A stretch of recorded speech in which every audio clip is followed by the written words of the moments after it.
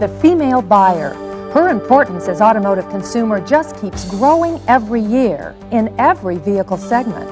During the 90s, she will more and more become the primary decision maker as well as continue to influence the decision process on most car and truck purchases, often challenging the skills of salespeople in winning her confidence and her business.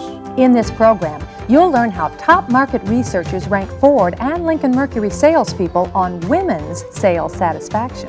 And you'll get first-hand ideas and advice from salespeople and dealers who have succeeded in achieving significant customer satisfaction and repeat and referral business from female customers.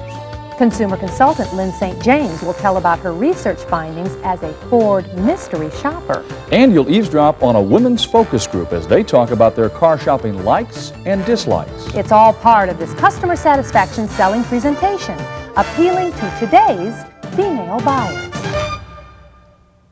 Hello, I'm Kathi O'Brien. And I'm Bruce Kirk. We're your hosts for this fast-paced look at today's female buyers. In this program, you'll gain the latest information on women's buying trends and sales treatment preferences. Female buyers is an accurate description. The number of women as independent primary decision makers of car and truck purchases continues to grow. Female buyers today are varied in their lifestyles, incomes, transportation needs, and product preferences. Careful qualifying is the only effective way to sell her a vehicle, as you'll soon hear from our featured salespeople. In short, the same selling procedures and standards of respect you would use with male prospects should also be applied to females. Use your professional skills equally for every prospect in selling vehicles that meet the individual's transportation needs, tastes, and budget guidelines. A quick look at some current economic and automotive buying facts make the reasons pretty clear. More than 55 million women are employed outside the home, representing nearly 45% of America's workforce. And they're moving up in the workforce. At least 44% of managerial and professional jobs are held by women. More jobs mean more driving. On the road, 48% of all licensed drivers are women. In the showroom, women are participating in most buying. They influence at least 85% of new car purchases. And based on responses to new car surveys, women account for almost 1/2, or 47%, of the new car sales annually, spending some $65 billion. And an important new trend, women bought 18% of all new trucks in 1988. The growth of women's market share has been substantial during the 1980s in almost every vehicle segment: basic small, small specialty, lower middle, upper middle, middle specialty, large and luxury. The compact segments of the truck industry are also experiencing rapid growth from female buyers, especially the compact bus, van, and compact utility vehicles. 1/3 of the Bronco 2s were sold to women, and women bought 42% of all Aerostars. Among comparable Ford and Lincoln-Mercury models, more than half the Escorts and Tracers were sold to women. Women bought more than 1/3 of Taurus and Sable, as well as 1/3 of Thunderbird and Cougar units. Overall, Ford Motor Company finished second behind GM on capturing total women's market share, but leads all other domestic and import makes. It's clear that women buyers are more important than ever, and change is occurring rapidly. Yet there are still problems out there. Market research shows that when women dislike their sales treatment, their most frequently reported problems look much the same as they did 10 years earlier. Current market research tells us that female buyers continue to report the failure of salespeople to take them on test drives, that salespeople often challenge their decision-making ability by suggesting they come back to the dealership with male associates. Women shopping with men insist they are often ignored, even when they're the primary buyers. They feel they're not treated as a serious prospect, and many report salespeople addressing them in what they perceive to be sexist or condescending terms, such as honey. Someone long prominent in Ford's effort to satisfy women buyers is Lyn St. Since 1981, Lyn's career as race car driver, national TV motorsports commentator, and businesswoman have been combined with her role as Ford consumer consultant.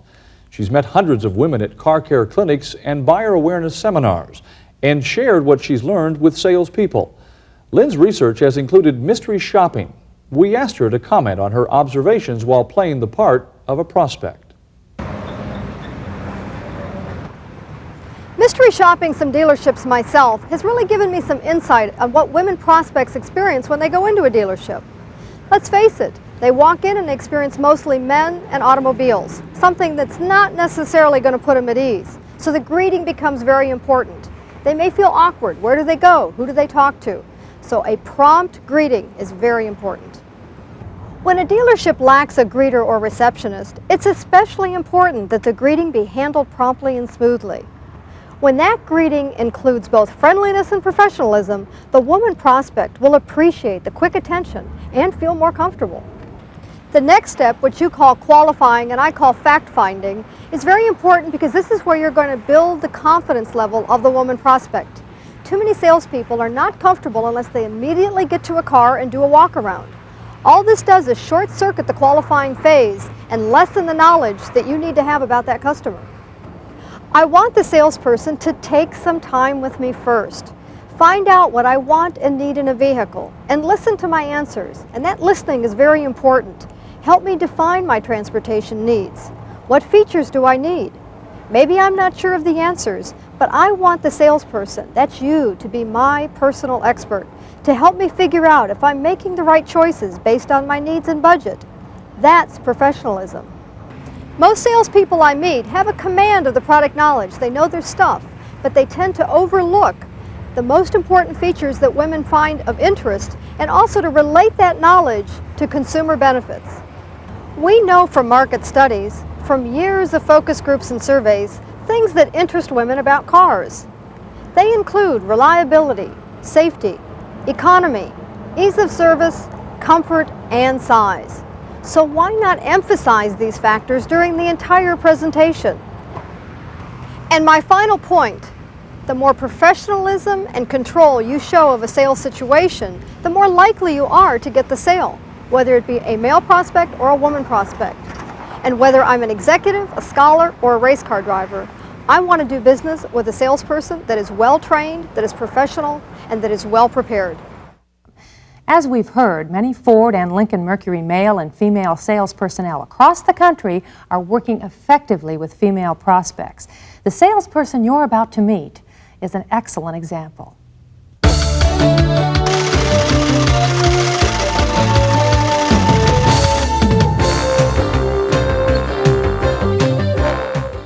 When a female comes in, the only thing I'm going to assume is that she is a buyer. I'm going to treat her as a financially independent person who's ready to buy a car today. Effective selling practices with women are basically the same as they are with men prospects. I'd say women are often better shoppers, and I say this because they're better prepared usually, and they have had more experience usually in dealing with salespeople of various types. A woman expects a salesman to be a very careful listener. They expect you to know who they are, what they want, and what they're looking for in a vehicle. Obviously, I can't establish a woman-to-woman rapport, but I win their confidence through professionalism, and I do this through my qualifying. Before I show any prospect a vehicle, I like to spend 10 to 15 minutes in my office qualifying this individual. And I do this with a special qualifying form that I've developed. It gives me the name, the address, the telephone numbers, so I can do any follow-up that I may need to do. It also tells me the type vehicle they're looking for, the type trade that they have. It tells me basically the type income that I'm looking at and where we need to be as far as payments. The features I stress during walk-around are dictated by what I learned doing my qualifying. However, there are certain highlighted maintenance features under the hood I like to discuss with my male and female customers. However, I never talk down to females about technical matters in the car. I try to stress that there are certain things that help me that would also help them as a driver. I find that service quality and ease of getting their cars in and out of the service department is very important for my female customers. I take them on the tour of the service department, introduce them to the service writer or the service manager, whichever is available. It's the best time to talk about the quality of our service personnel and our quality commitment after the sale. My closing technique with men and women are basically the same. I don't try to pressure them. I try to lead them to a logical conclusion. We look at their needs, and how we are going to meet their needs. We look at their objectives, how they're going to meet their objectives, and I make sure that I have covered these things with them. I review all their major concerns and interests and how I have addressed them. If I've done my job right, the purchase decision is no major problem. We wanted to look more closely at the quality of sales treatment that women say they receive today. So we called on a leading independent automotive market research source, J.D. Power and Associates of Agoura Hills, California. We interviewed J.D. Power's Tom Healey. Every year, we at J.D. Power and Associates survey over 30,000 new car buyers to determine how they found each step in the selling process, ranging from when they arrived at the dealership down to when they took delivery of the vehicle. We compile the results of this and use it to produce a report called the Sales Satisfaction Index. For the purposes of what we're addressing today, we recompiled this data separately by male and female, and on top of that, we took Ford and Lincoln-Mercury division results and combined that to allow comparison with the rest of the industry. The most interesting observation out of all of this was, first of all, that there were minor differences between the scores that men and women gave right down the line, and actually women scored slightly higher in most categories also right down the line. We think that this is to some degree due to the greater sensitivity and awareness of the process on behalf of women, and that they're making more note of what's going on. Since the results from male and female buyers are quite similar, let's just look at a few of the key results for female buyers in our 1989 Sales Satisfaction Index. The percentages here represent women responding excellent to survey questions. How concerned for your needs was the salesperson? This is an important measure of qualifying skills. Women say Ford and Lincoln-Mercury salespeople show more concern than salespeople industry-wide. This leadership and professionalism is consistent throughout our studies. For example, ease of doing business with the salesperson, honesty of the salesperson in dealing with you.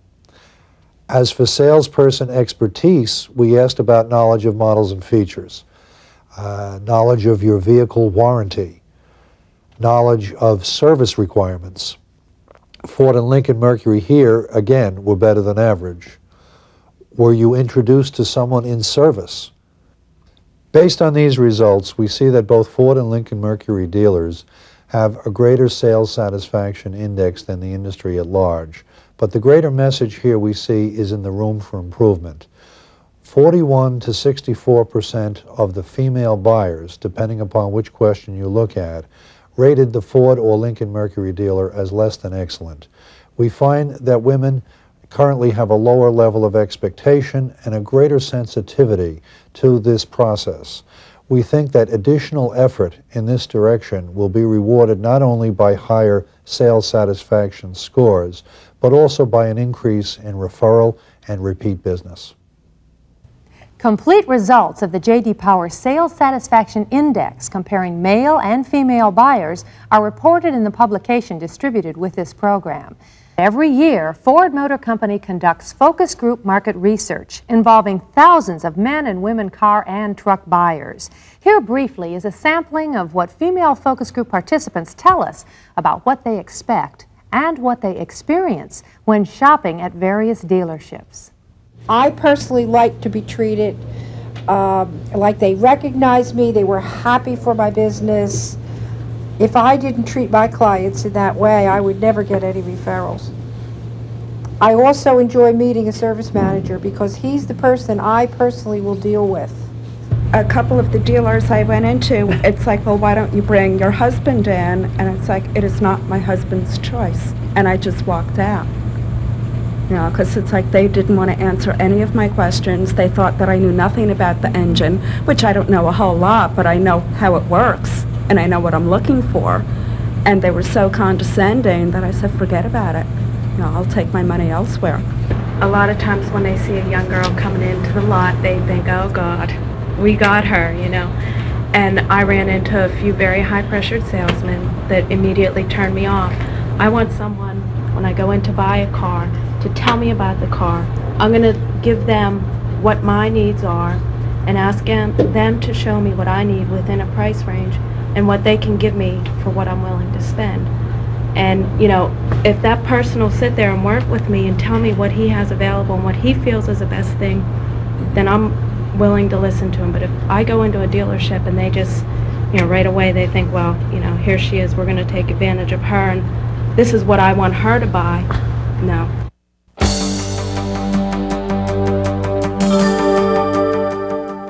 Our message to our sales staff is approach each woman as a bright, informed businesswoman who is about to make a very large purchase. Sell the car based on her needs. Tailor your sales approach to the individual needs, recognizing that some things she can grasp very quickly and other facts she might not be able to grasp so quickly, and you might spend a little bit more time to explain those facts. The very best approach to take in regards to women buyers, or to any buyer for that matter, is to learn what the customer needs from you. Don't make assumptions and don't underestimate a buyer, be it a woman or a man. Selling effectively to men and women is something the salesperson you're about to meet has been doing for a long time. Her methods are based on experience and success.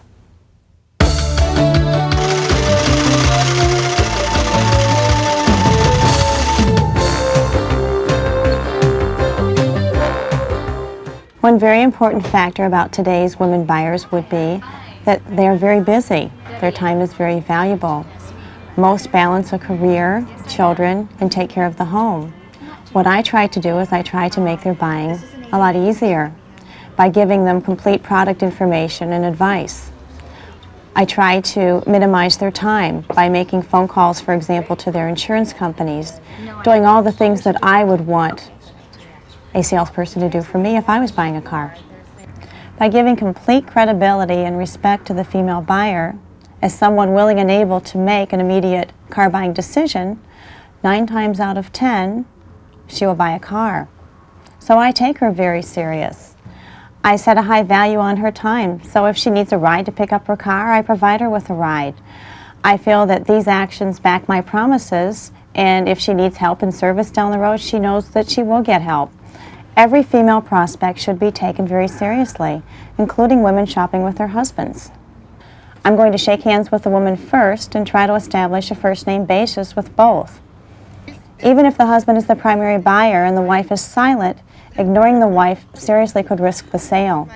By the same token, if the woman is the primary buyer, don't ignore the husband. As with any prospect, getting females to go on a demonstration drive is important to closing a sale. But I find that many women are reluctant to drive the cars. I'm persistent but reassuring. If I can persuade the woman to only drive the car around the block, the drive will help to build rapport. The most effective prospecting approach with women buyers is just doing a professional job at the time of the sale. If you treat every tracer buyer as if she were buying a town car, that makes an impression. Women remember details, and they won't hesitate to tell others about you. I try to make the purchase easy, pleasant, and fun, making the buyer feel important. As we've seen, the women's market for all types of automotive products grows more dominant all the time. That means it's more important than ever to clarify our basic selling approach and philosophy to men and women.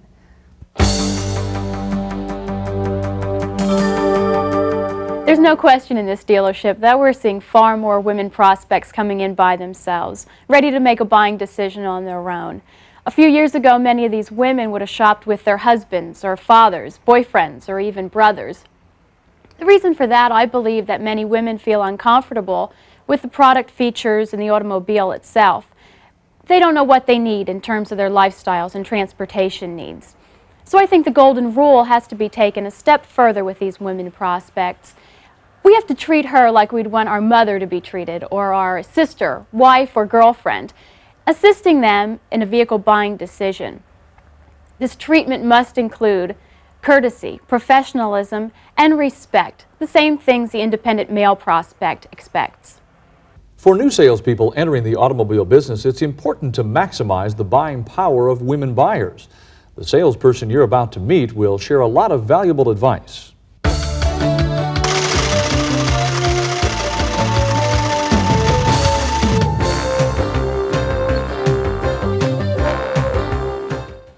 customer comes into my showroom, I try to treat everyone as an intellectual professional, deserving of my salesmanship and professional attitude towards them.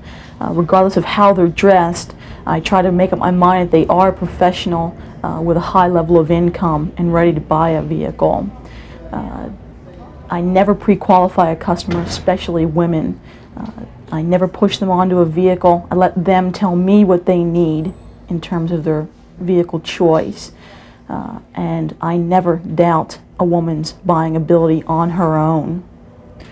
Female buyers have a great deal of impact on my salesmanship. One of the first things I did as part of my training in sales was to go out and mystery shop other dealerships. I found that most salespeople treated me with no respect because I was a young woman buyer that they felt didn't have any buying power. I resolved at that point never to let that happen to any of my customers. Probably the most significant thing I've ever had happen to me was to watch an experienced salesman lose a truck sale at the last minute to one of his female prospects when he asked her if he should call her husband concerning the price. She promptly got up and left at that point and has purchased numerous vehicles at the other dealership. Women who shop by themselves tend to want more time from a salesperson than our male customers do. So I plan to spend an hour or so with that customer, giving them my full attention. I try to qualify them as to what vehicle they need and what they want. Try to find a little bit about their lives, their job, their families, what their primary use for this vehicle will be. I try to qualify every customer as best I can, whether they are male or female. The biggest mistake you can make with a woman is to tell her what vehicle she needs. Instead of that, you should help her by asking the right questions. Your biggest job is to give her your product knowledge and your time. Only the salesperson themselves can help the woman overcome the fact that they're uncomfortable with the buying experience and salespeople in general. You can prove yourself through your attitude, your appearance, and your expertise with regard to the product. This will earn you the respect and the purchase of the vehicle, regardless of whether your prospect's a woman or a man. As Kathi says, combining all the elements of sales professionalism can earn the appreciation and business of any prospect. Aside from product reactions, the key question asked of female focus group participants is, what do female consumers expect from automotive salespeople? We asked that question in an interview with a prominent national women's marketing expert from outside the auto industry. The number one thing, and it's exactly the same thing as you, it's respect. It's coming in, I have my money, I want to purchase a car. So it's the respect, and one, it's the recognition that I am a viable consumer. The second, no, she hasn't made up her mind yet. She's narrowed it down, but she wants to tell you what her needs are, and she wants you to listen, and then try to marry and to say, this is what you're looking for, if I hear it correctly, this is what this car can offer. And then allowing the woman to play back her concerns. I think that's just so important, no matter what the product is to take you all the way through and to say, have I addressed all your needs? Then to say, can I have your order? Can we write it up for you? Where women, I think, get very frustrated is when that doesn't happen. And when the expectation is, why don't you maybe bring your husband back or your boyfriend back? Because what you're saying then is, you're not recognizing me. And it goes back to my first points. It's the respect. This program's key message is that today's important customer satisfaction selling simply means using the same elements of sales professionalism with both men and women. From the greeting on, every male or female prospect deserves your professional respect, sensitivity, and concern in helping them make the best vehicle purchase decision. Their sales expectations are pretty universal. Carefully qualify the individual. Ask questions and listen. Determine the individual's vehicle needs, lifestyle, tastes, interests, their purchase hot buttons before looking at vehicles. Prove your understanding of the individual prospect during the walk-around and demo drive, and build rapport and trust in the process. Emphasize your personal quality commitment and that of your dealership after the sale, and follow through on those promises. Practicing the skills of customer satisfaction selling means being today's true sales professional. It means appealing to female and male buyers equally. For the Ford and Lincoln-Mercury divisions, I'm Kathy O'Brien. And I'm Bruce Kirk. Thanks for watching.